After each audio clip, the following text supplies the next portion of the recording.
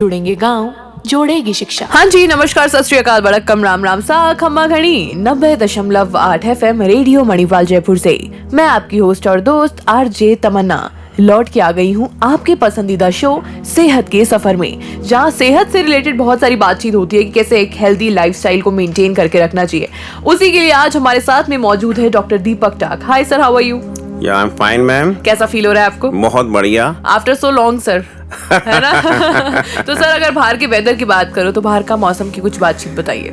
बाहर का जो मौसम है बहुत ही खुशनुमा हो रखा है। राइट। अच्छी बरसात भी बनती रहती है, बीच बीच के अंदर धूप भी खिलती रहती है गुनगुनी सी, तो मजा दुगना हो जाता है इसके अंदर। बिल्कुल। क्या बात है। और अभी वैसे बारिशों का टाइम चल रहा है, तो इसमें अपनी सेहत का ध्यान रखना बहुत ज्यादा जरूरी भी है। लेकिन सर, आज जैसे हम लोग अभी क्वेश्चनर जब डिस्कस कर रहे थे, तब एक बड़ा सा एक फैंसी सा वर्ड आपके जुबान से मैंने सुना, दैट इट्स सीजोफ्रीनिया, है ना? ये एक्चुअली क्या है, क्या बीमारी है, कोई या डिसऑर्डर है? इसके बारे में कुछ बताइए।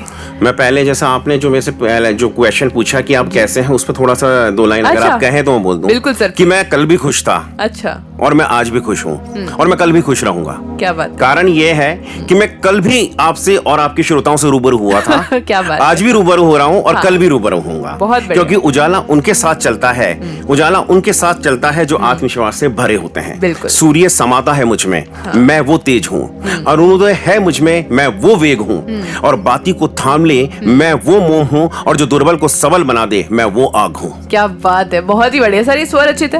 हाँ जी मैम, आपने खुद ने लिखी? बिल्कुल बिल्कुल सेल्फ कंपोज्ड है मैम। इसी के अंदर एक जो है मनर उदास जी का गाया हुआ जो है, उसकी दो लाइन में बोल रहा हूँ कि ढूंढते हो तुम खुशबू कागजी गुलाबों में, कि ढूंढते हो तुम खुशबू कागजी गुलाबों में, अरे प्यार सिर्फ मिलता है आजकल किताबों में। और जिंदगी के मंडप में हर खुशी कंवारी है, किससे मांगने जाए हर कोई भिखारी है। हाय हाय, क्या बात है। और ऐसा भिखारी होना तो बहुत जरूरी है सर। बिल्कुल definitely. Back to the topic sir, आप बता रहे थे सीजोफ्रीनिया के बारे में। बिल्कुल। ये क्या है, मुझे कुछ बताइए। मैम, ये जो क्वेश्चन है ना, बहुत ही टिपिकल क्वेश्चन है और बहुत ही इसका मुश्किल इसका जवाब देना है। हालांकि हम ऐसा भी नहीं कह सकते कि इसका जवाब नहीं दे सकते हैं, दे सकते हैं, लेकिन इसको समझना, इसके बारे में बात करना, इट्स अ वेरी डिफिकल्ट। मतलब इतना कॉम्प्लिकेटेड ये अपने आप के अंदर है। जैसे क्या होता है, जिस पर्सन को, जिस व्यक्ति को ये चीज हो रखी है, वो ही खुद रिकॉग्नाइज नहीं कर पाता। या उसके जो फैमिली मेंबर्स हैं वो कहीं भी अपने मतलब उसको डायग्नोस नहीं कर पाते। डायग्नोस इन द सेंस वो पता नहीं कर पाते कि इसको हो क्या रहा है एग्जैक्टली। जैसे आपने देखा होगा घर पे किसी तरह के उसको अगर किसी तरह की कुछ प्रॉब्लम आ रही है, वो कई बार डिस्कस नहीं करता, क्योंकि हमारी जो सोसाइटी है अभी यहाँ पे जो ये इस तरह से साइकोलॉजी से रिलेटेड जितने भी क्वेश्चन, ये अपने कह सकते हैं टॉपिक्स हैं, ये इतने ज्यादा उनकी अवेयरनेस अभी फैली नहीं है। और अभी लोग जो इस तरह की प्रॉब्लम्स उनको छुपाते हैं। जैसे सपोज करो एक व्यक्ति है, उसको बुखार हुआ, तो उसको हेडेक होगा, बॉडी एक होगा, तो वो कहेगा मुझे हेडेक हो रहा है, मुझे बॉडी एक हो रहा है, तो मैं जो भी उसको लगता है कि मेरे को ले लेना चाहिए वो मेडिसिन ले लेगा। ठीक है।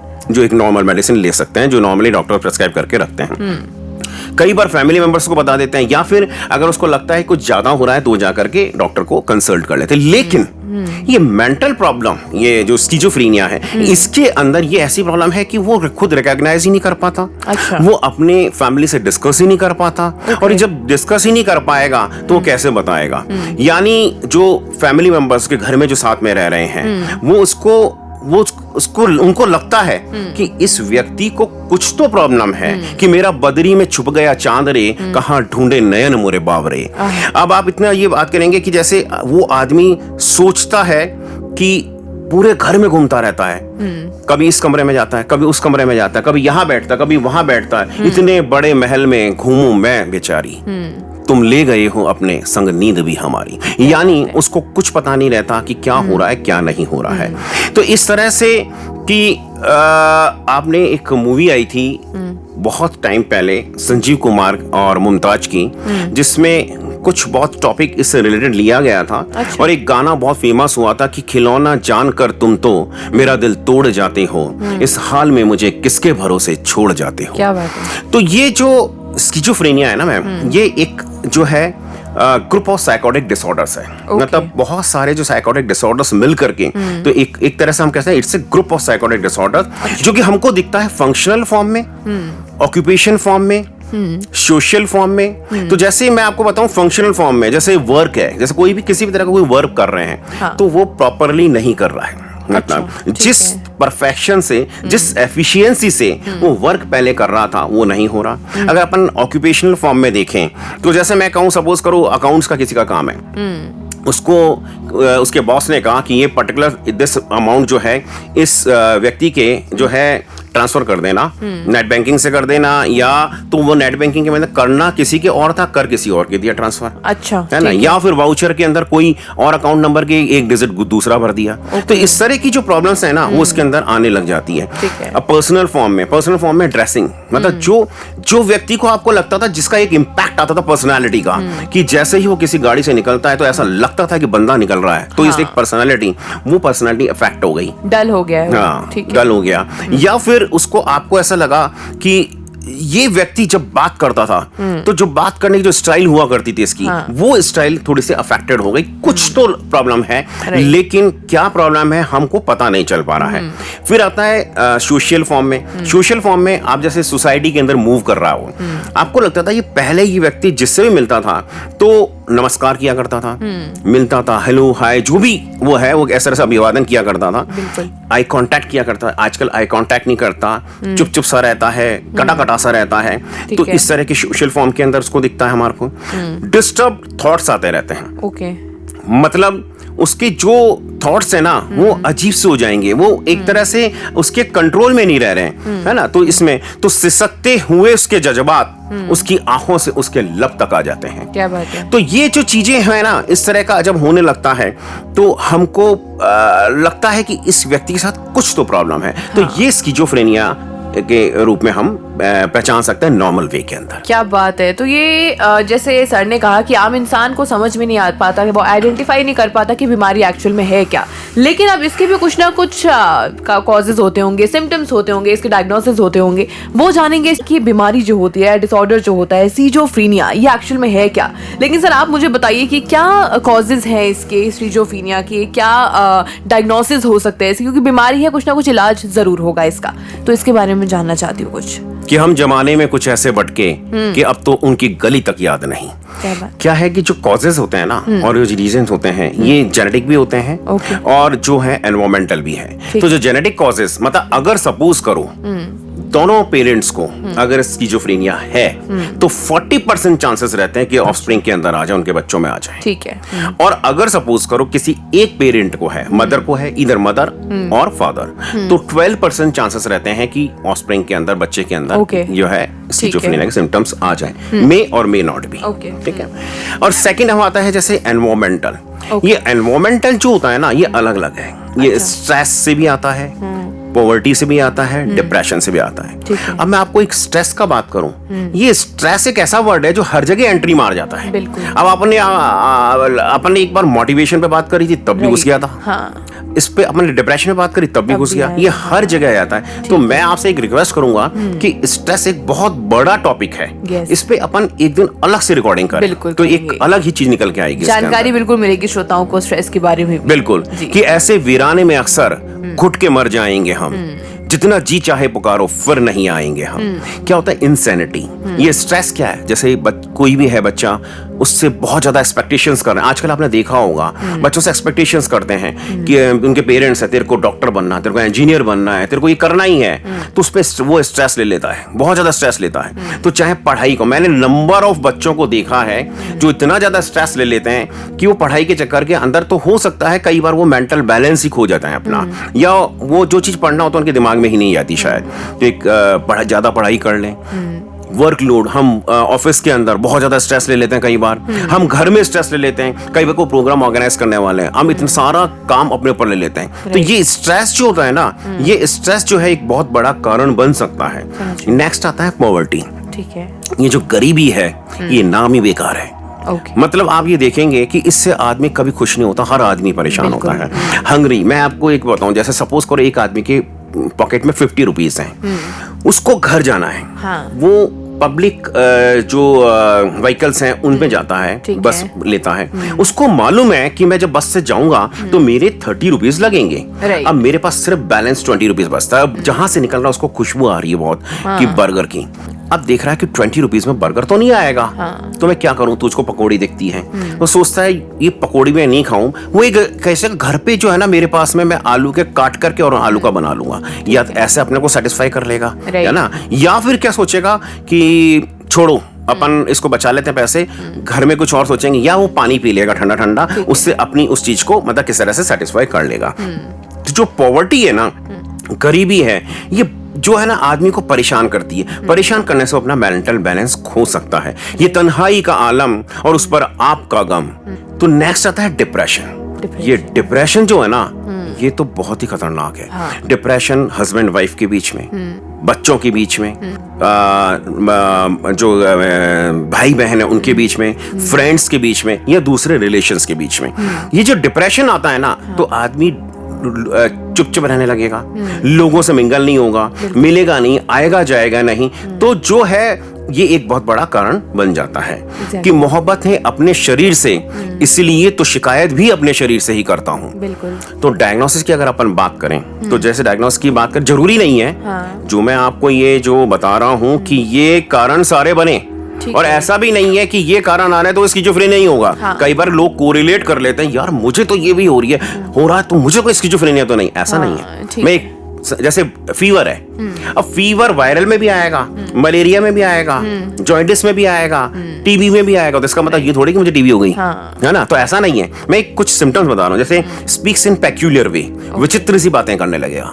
ऐसी बातें करने लगेगा जब सोचोगे क्या बिना सर पे की बात कर रहा है। तो अजीब सी विचित्र सी बातें होंगी सडनली।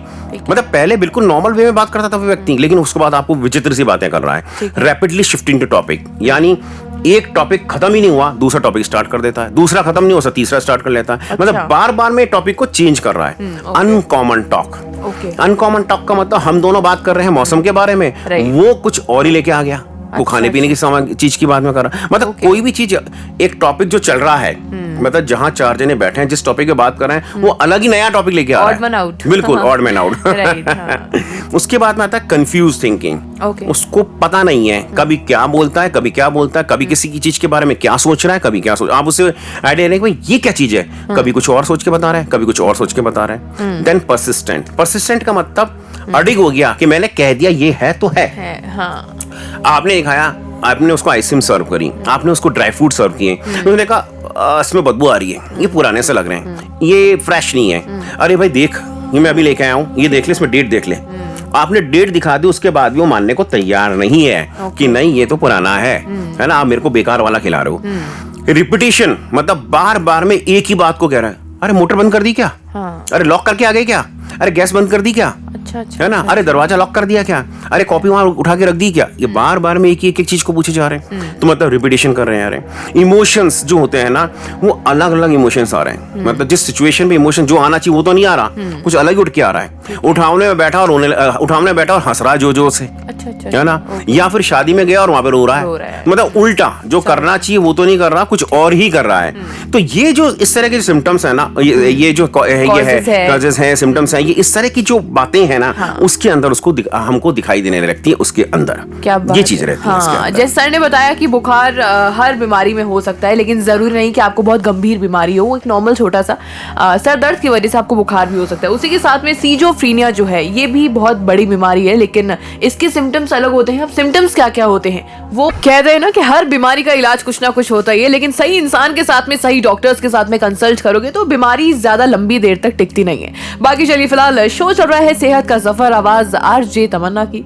और आज हमारे साथ में मौजूद है डॉक्टर दीपक। अच्छी बातें हुई। ब्रेक से पहले जाना कि स्किज़ोफ्रेनिया होता क्या है, क्या क्या कॉजेज है, क्या क्या डायग्नोसिस है, लेकिन जैसे सबसे मुश्किल सवाल ये है कि पहचाना कैसे जाए कि इस इंसान को स्किज़ोफ्रेनिया है। तो सर मैं आपसे जानना चाहती हूँ कि इसके सिम्टम्स क्या क्या हो सकते हैं।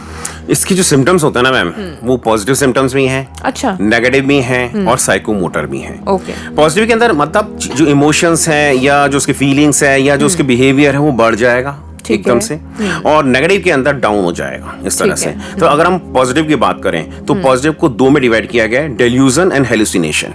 डेल्यूजन का मतलब होता है फॉल्स बिलीफ, मतलब कोई चीज है कुछ और चीज, लग कुछ और रहा है। अच्छा, यानी सामने एक मोटा रस्सा है, लेकिन उसको सांप लग रहा है कि वो सांप है। अच्छा, तो मतलब फॉल्स बिलीफ हो गया। Okay. अमानी शाह के नाले के पास में खड़ा है और उसको डेविडॉफ की फ्रेग्रेंस आ रही है। ठीक है, समझ तो गई। ये चीज हो गया, मतलब जो चीज कुछ है तो सही लेकिन वो कुछ और रिज्यूम कर रहा है। ठीक है। और हेलुसिनेशन के अंदर कुछ है ही नहीं, मतलब एब्सेंस ऑफ स्टिमुलाई, चीज है ही नहीं, सामने कुछ भी नहीं है लेकिन उसको लग रहा है कि वहां पे सांप है। Right. ये हेलुसिनेशन हो गया।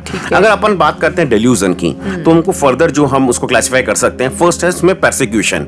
परसिक्यूशन का मतलब ये होता है कि वो सोचता है कि पीपल आर अगेंस्ट मी, ये दुनिया मेरे खिलाफ है, सब मेरे अगेंस्ट हैं, कोई भी मेरी फेवर की बात नहीं करता, सब मेरे अगेंस्ट जाते हैं। सेकेंड है रेफरेंस। रेफरेंस का मतलब होता है people are laughing on me. आप और मैं जा रहे हैं, कहीं से निकल रहे हैं, बात करते हुए जा रहे हैं, अब हम कुछ अपने टॉपिक पे बात कर रहे हैं कि हमारे को क्या आज रिकॉर्डिंग क्या करनी है। वो बैठा है वहां पे, उसने क्या सोचा कि ये दोनों जो है ना मेरे बारे में बात कर रहे हैं, मेरी मजाक उड़ा रहे हैं, जैसे कि हमारे पास में और कोई टॉपिक ही नहीं है। यानी उसको ऐसा लगेगा सब लोग मुझ पे जो है ना कॉन्शियस हो जाता है वो, थोड़ा कॉन्शियस कहेंगे या ऐसे कहेंगे कि ऐसा लगता है कि बस मेरे बारे में बात की जा रही है या मेरे पर हंस रहे हैं, ये चाहे वो अपनी बात पे हंस रहे हो। ठीक है ना। उसके बाद में आता है कंट्रोल। कंट्रोल का मतलब रहता है कि उसको लगता है कि I am being controlled by someone या group of people are controlling me, कि मुझे जो लोग है ना पपेट समझते हैं, मैं कुछ भी काम कर रहा हूं ना तो अपने आप से नहीं कर रहा हूं, कोई ना कोई ऐसा है जो मुझे कंट्रोल कर रहा है और मुझसे कर रहा है। अब ऐसा पॉसिबल थोड़ी नहीं होता, लेकिन उसको ऐसे सोच लग रही है। ठीक है। Next grandeur. ग्रैंड्योर के अंदर वो कहता है कि ऐसा लगता है उसको कि I M specially empowered person, जैसे उसको सारे विशेषाधिकार प्राप्त हो गए। अच्छा। वो ओमनीपोटेंट है, सर्वशक्तिमान है, और वो ओमनीसिएंट है यानी सर्व विद्यमान है। उसको ऐसा लगता है मैं हर जगह मौजूद हूँ, मैं हर चीज वो कर सकता हूँ जो दूसरे नहीं कर सकते हैं। तो इस तरह की चीजें उसको लगने लगती है। नेक्स्ट है हेलुसिनेशन। हेलुसिनेशन के अंदर क्या होता है? सोमैटिक। मैम देखो, आपने क्या कहा मेरे को, मेरे कीड़ा चल रहा है। आप कह रहे हैं मेरे को कीड़ा चल रहा है। अरे देखो ना मेरा कीड़ा चल रहा है। आप कह रहे हो पागल हो गया क्या, कीड़ा कहाँ चल रहा है? अरे देखो मेरी वेन्स के अंदर इधर से इधर आ गया। तो यह सोमैटिक, कुछ भी नहीं है लेकिन ऐसा लग रहा है कीड़ा यहाँ से यहाँ पहुंच गया। ठीक है। उसके बाद में आता है ऑल्फैक्टरी। रेगिस्तान के अंदर खड़े हैं, दूर दूर तक पानी नाम की चीज नहीं है, लेकिन उसको बारिश की सौंधी सौंधी खुशबू आ रही है मिट्टी की। जब बारिश की बूंदें गिरती है और जो मिट्टी से खुशबू निकलती है वो उसको आ रही है, जबकि दूर दूर तक बारिश का नाम नहीं है, टेम्परेचर 50 डिग्री को क्रॉस करा हुआ है। ठीक है। तो ये हो गया ऑल्फैक्टरी। नेक्स्ट है टैक्टाइल। मैम आपने मुझे टच किया। आपने टच किया मुझे। आप कह रहे पागल हो गया क्या, मैंने कहाँ टच किया, मैं दूर बैठी हूँ। तो ये है टच, मतलब उसको टिंगलिंग, मतलब ऐसा लग रहा है कि ये मेरे को टच कर रहे हैं, जबकि टच कोई कर ही नहीं रहा है ना। उसके बाद में आता है ऑडिटरी। एक के रूम में बैठा है, अपने आप से बात करने लगता है और रिप्लाई भी करने लगता है। और वैसे कहता है देखो नहीं तूने ऐसा करा, नहीं ऐसा करने का, ऐसा कर। उसको ऐसा लग रहा है कि सामने वाला मेरे से टॉक कर रहा है। जो थर्ड पर्सन बैठा है, अरे क्या किससे बात कर रहा है यार, कोई है तो नहीं, ये अकेला ही बैठा है। और जो है आप अगर कहीं और से वॉच कर रहे हैं उसको, तो लगे अकेला ही बैठा, बात किससे कर रहा है। नेक्स्ट है विजुअल। विजुअल मतलब उसको आकृतियां दिखाई देती हैं। An evil in dancing mood. Okay. जैसे देख रहा, और सांप आ गया, अरे शेर आ गया, कुछ भी दिख रहा है, अरे कुछ है ही नहीं। नेक्स्ट है गस्टेटरी। हम सब 4-5 दोस्त मिलकर के पार्टी में गए, हमने रेस्टोरेंट के अंदर ऑर्डर किया, चलो मॉकटेल लेते हैं। तो क्या लोगे, कौन सा मोहितो लेना है, क्या लोगे, ब्लू लगून लेंगे, चलो सब जने ब्लू लगून लेते हैं। सबने पी किया, अरे वाह मजा आ गया, क्या टेस्ट है, बहुत अच्छा है। उसने कहा कड़वा लग रहा है बहुत ज्यादा। अच्छा। इतना बढ़िया मीठा है, तो कहाँ से कड़वा लग रहा है, तो ये गस्टेटरी हो गया। ठीक है। नेक्स्ट है नेगेटिव। नेगेटिव का मतलब, ये अभी हमने पॉजिटिव डिस्कस किए थे। नेगेटिव के अंदर क्या होता है, इमोशंस और जो बिहेवियर है वो डाउन हो जाते हैं। अच्छा। मतलब कम हो जाते हैं। जैसे एक है फर्स्ट फ्लैट इफेक्ट।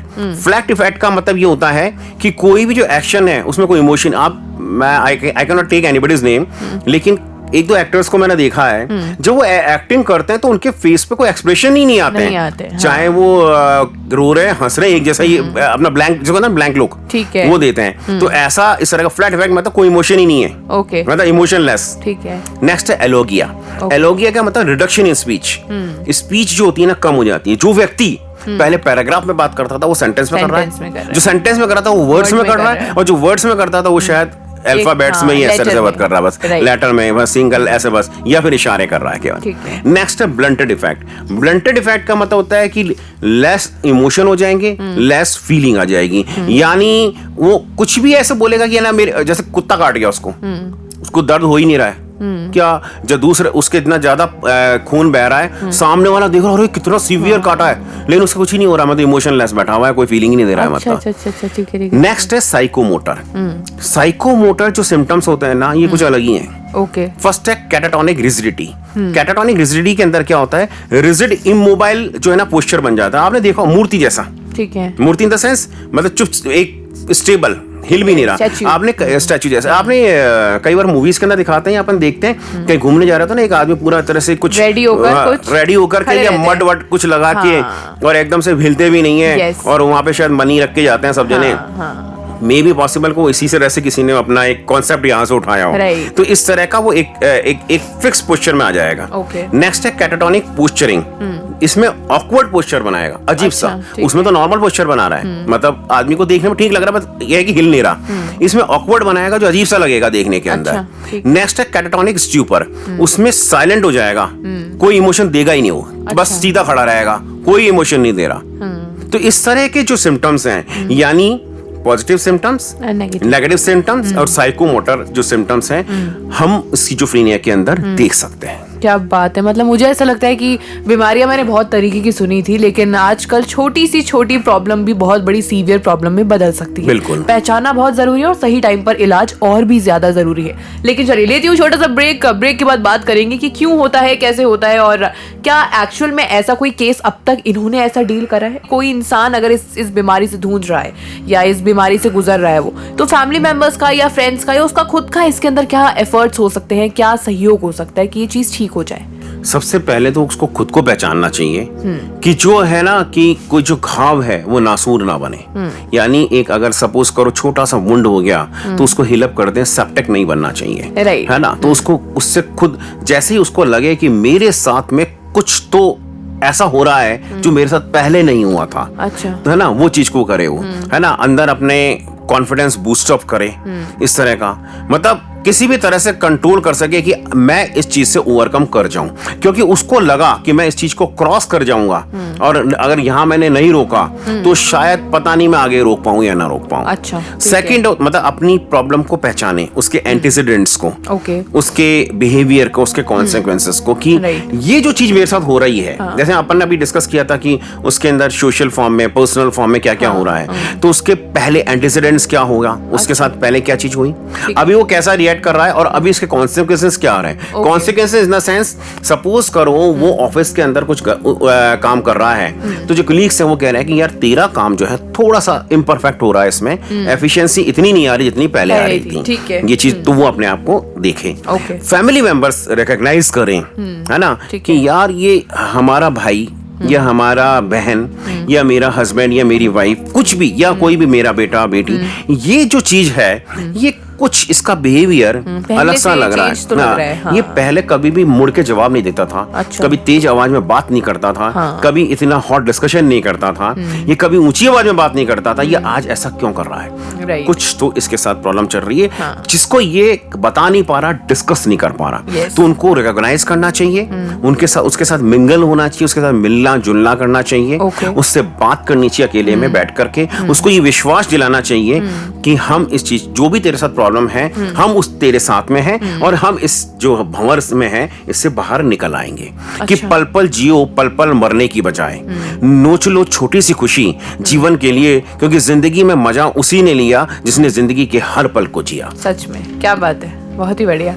नेक्स्ट अगर सपोज करो थोड़ा सा आगे अगर आ गया तो उसको एक्सपर्ट की सलाह लेना चाहिए। अच्छा। उसमें काउंसलिंग, कोई भी जो काउंसलर से मिलना चाहिए, काउंसलिंग सेशन लेने चाहिए, राइट, साइकोथेरेपी लेनी चाहिए, ड्रग थेरेपी लेनी चाहिए, क्योंकि कि देखो कि थाम के हाथ देखो तो सही, दुनिया जीत लोगे, जिंदगी की जंग तो हारने का सवाल ही पैदा नहीं होता, हाँ। जीतने की तलब और जीत जो दिल में है। क्या बात है। यानी कि आप, बहुत से लोग ऐसे हैं जो इस फील्ड में काम कर रहे हैं, बिल्कुल, है ना, उनसे मिलो, उनसे बातचीत करो। हमारे देश के अंदर और स्पेशली छोटी सिटीज के अंदर सबसे बड़ी ये प्रॉब्लम ये है कि यहाँ पे अवेयरनेस नहीं है, अवेयरनेस नहीं है। दूसरी बात, समझते नहीं है ना। कई बार आपने देखा होगा रोड पे कई जने घूमते रहते हैं, है ना। हम क्या करते हैं कि या तो खुद ही निकल जाता है, कोई व्यक्ति उसको पता नहीं रहता वो कहाँ निकलता, कौन से शहर का और कौन से शहर में आ जाता है। या फिर हम जब बहुत ज्यादा परेशान हो जाते हैं तो उसको हम आउट कर देते हैं। तो ये चीज नहीं करनी चाहिए, अवेयरनेस लानी चाहिए इस चीज की। ट्रीटमेंट जो भी जहाँ पे भी जितने भी पॉसिबल है जिस व्यक्ति के लिए जहाँ पे, उससे उसको कॉन्टैक्ट करना चाहिए। रिहेबिलिटेशन है, रिहेबिलिटेशन इन द सेंस जैसे रिहेबिलिटेशन सेंटर्स में कॉन्फिडेंस डेवलप कराना, मोटिवेशन उसके अंदर लाना, उसकी विल पावर को मजबूत करना, उसकी स्पिरिट को बढ़ाना, उसकी जो उसके साथ इंटरेक्शन करना। तो ये सारी चीजें जो होती है ना मिलकर के उसको बूस्टअप करती हैं, यानी उसको ओवरकम करने के लिए और उसको उस जो गहराई के अंदर वो दब गया है वहां से निकालने में हेल्प करती है। मैं आपको एक और चीज यहाँ पे बता दूं कि कई बार आपने रोड